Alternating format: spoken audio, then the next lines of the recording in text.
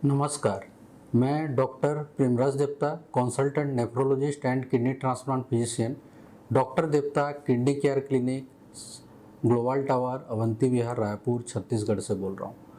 दोस्तों, आज हम डिस्कस करने जा रहे हैं ईडेमा यानी सूजन यानी स्वेलिंग। ईडेमा क्या है? ईडेमा जैसे हमारा स्किन है, उसके निचले स्तर पे इंटरस्टिशियल टिश्यू बोलते हैं, जहाँ एक्स्ट्रा पानी जमा होने की वजह से जैसे एक सूजन दिखता है, उसको ईडेमा बोलते हैं। तो आज हम जानेंगे इस ईडेमा का कारण क्या है, बनता कैसे ईडेमा और इसका उपचार क्या है। तो ईडेमा जनरली दो प्रकार के होते हैं, एक लोकलाइज्ड ईडेमा है, एक जनरलाइज्ड ईडेमा है। लोकलाइज्ड ईडेमा यानी वेनस इनसफिशिएंसी, मतलब वेनस ड्रेनेज सही से नहीं हो रहा है, उसी पार्ट में ईडेमा आ गया, कहीं पे चोट लग गया, किसी रिएक्शन की वजह से, लिम्फाटिक ऑब्स्ट्रक्शन की वजह से, वो ईडेमा है। लेकिन हम लोगों का आज चर्चा का विषय है जनरलाइज्ड ईडेमा। जनरलाइज्ड ईडेमा कैसे बनता है? एक होता है कि हम लोगों का लीवर के कारण, लीवर यानी सिरोसिस ऑफ लीवर जिसको बोलते हैं हम लोग, लीवर का बीमारी, हार्ट का बीमारी जैसे कि कॉन्जेस्टिव कार्डियक फेलियर, उसके बाद किडनी का प्रॉब्लम जैसे क्रोनिक किडनी डिजीज या तो नेफ्रोटिक सिंड्रोम, और जो आता है एक न्यूट्रिशनल। न्यूट्रिशनल मतलब जिसमें प्रोटीन कैलोरी माल न्यूट्रिशन, जिसमें प्रोटीन की बहुत डेफिशिएंसी है, उस केस में भी जैसे हमारा ब्लड वेसल है, कैपिलरीज है, उसमें प्रोटीन की मात्रा बहुत कम हो जाता है, तो वहाँ से जैसे फ्लूइड निकल के टिश्यू में जमा होता है तो ईडेमा बनता है। तो बाकी केसों में कैसे ईडेमा बनता है? सबसे कॉमन बात क्या है? जैसे कंजेस्टिव कार्डियक फेलियर बोला मैं, सिरोसिस ऑफ लीवर बोला और सीकेडी। सब केस में ये होता है कि किडनी को महसूस होता है कि शरीर में ब्लड वेसल के अंदर यानी कैपिलरीज के अंदर ब्लड की, खून की यानी फ्लूइड की कमी है। तो किडनी सेंस करता है कि हमारे शरीर में कम पड़ रहा है फ्लूइड, तो क्या होता है, किडनी में extra salt and water absorption होता है। तो वो सॉल्ट एंड वाटर जो एब्जॉर्प्शन होता है, हमारा डिफरेंट पार्ट्स ऑफ बॉडी में वो जमा होता है, ब्लड वेसल से जैसे निकल के इंटरस्टिशियल टिश्यू में जमा होता है, तो ईडेमा फॉर्मेशन होता है।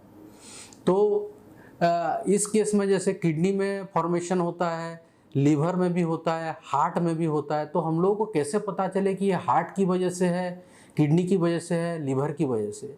तो ये स्पेशलिस्ट, जब आप पेशेंट स्पेशलिस्ट के पास जाते हैं तो ऑब्वियसली जब लीवर का प्रॉब्लम होता है तो उसमें भी स्पेसिफिक पार्ट में पहले होता है ईडेमा, प्लस लीवर के सिम्टम रहते हैं। तो लीवर वाले डॉक्टर को या तो पेशेंट को भी पता चलता है ये हाँ लीवर का है, क्योंकि लीवर में जैसे दिक्कत होगा तो पहले सूजन पेट में आएगा। जब किडनी में दिक्कत रहेगा, क्रोनिक किडनी डिजीज, तो पैर में पहले सूजन होगा। लेकिन नेफ्रोटिक सिंड्रोम मतलब एक किडनी का बीमारी है जिसमें प्रोटीन एक्सक्रीशन हो रहा है यूरिन में ज़्यादा, तो उस केस में पहले फेशियल इडेमा आएगा, फेस में यानी सॉफ्ट टिश्यू जो रहता है आया के चारों तरफ, आँख के चारों तरफ, वहाँ इडेमा होगा। हार्ट में जैसे उसमें भी पैर में इडेमा होगा, लेकिन हार्ट के पेशेंट में क्या होगा, सांस फूलेगा। जैसे सोते टाइम रात को ज़्यादा सांस फूलना, ये हार्ट वाले मरीज में होता है। तो ये डिफरेंट किस्म का इडेमा जो हम लोग को, इसको पहले डायग्नोसिस करते हैं हम लोग कि इडेमा किस कारण से हो रहा है। हम लोग लोकलाइज्ड इडेमा के बात नहीं कर रहे हैं, मेन वो वेनस लिम्फाटिक इंसफिशिएंसी या लोकलाइज्ड इडेमा है, उसका तो अलग हम लोग वर्कअप है। लेकिन जनरलाइज्ड इडेमा जैसे मैं बताया, ये सब कारण है जनरलाइज्ड इडेमा। तो अल्टीमेटली मैंने क्या बताया कि किडनी सेंस करता है और उसमें salt and water extra absorption करता है किडनी में। तो ऑब्वियसली जो ट्रीटमेंट रहता है, मेन ट्रीटमेंट कैसे सॉल्ट एंड वाटर जो एक्स्ट्रा एब्जॉर्प्शन हो रहा है उसको कैसे रोका जाए किडनी में, ये होता है प्राइमरी एम ट्रीटमेंट का। तो अब हम जानेंगे कि ईडेमा का कैसे उपचार करें। तो इसे ये ट्रीटमेंट होता है डायूरेटिक यानी शरीर का एक्स्ट्रा वाटर निकाल देना।